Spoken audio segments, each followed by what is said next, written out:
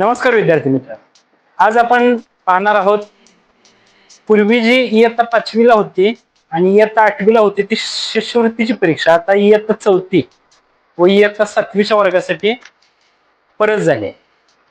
म्हणजे महाराष्ट्र शासनाने तशा प्रकारचा काय घेतलाय निर्णय घेतलेला आहे.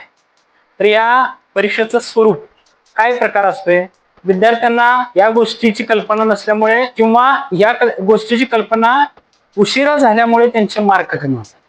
तर आपण बघूयात ही संकल्पना नेमकी काय आहे. तर यामध्ये दोन पेपर असतात, पेपर क्रमांक 1 व पेपर क्रमांक 2. पहिल्या पेपरमध्ये मराठी व गणित हे दोन विषय असतात. दुसऱ्या पेपरमध्ये इंग्रजी व बुद्धिमत्ता हे दोन विषय असतात. पहिल्या पेपरचं मार्काचं वेटेज आहे 150 मार्क म्हणजे 150 मार्क आणि दुसऱ्या पेपरचं मार्कांचं वेटेज आहे 150 म्हणजे 150 मार्क. सेम आहे ॲज इट इज. आता त्यानंतर बघूयात पेपर क्रमांक 1 मध्ये प्रश्नांची संख्या जी आहे ती 75 आहे. त्याचं बायफर्गेशन अशा प्रकारे होते की पहिल्यांदा 1 ते 25 प्रश्न हे मराठीचे असतात, म्हणजे 25 प्रश्न आणि त्याचे 50 गुण.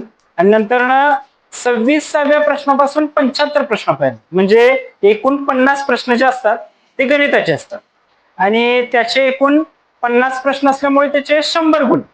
असे ते 50 आणि ते 100 म्हणजे मराठीचे 50 आणि गणिताचे 100 मिळून असे 150 मार्क. त्यानंतर दुसरा जो पेपर असतो तो दुपारच्या सत्रात असतो आणि त्याचे सेम ॲज इट इज असतं. 26 पासून 75 पर्यंतचे प्रश्न असतात ते बुद्धिमत्तेचे असतात. तर इंग्रजीचे जे प्रश्न आहेत तर इंग्रजीच्या प्रश्नांचे संख्या 25 असल्यामुळे त्यांचे गुण होणार 50 आणि बुद्धिमत्तेचे जे प्रश्न आहेत ते प्रश्नांची संख्या 50 असल्यामुळे त्याचे गुण होणार 100.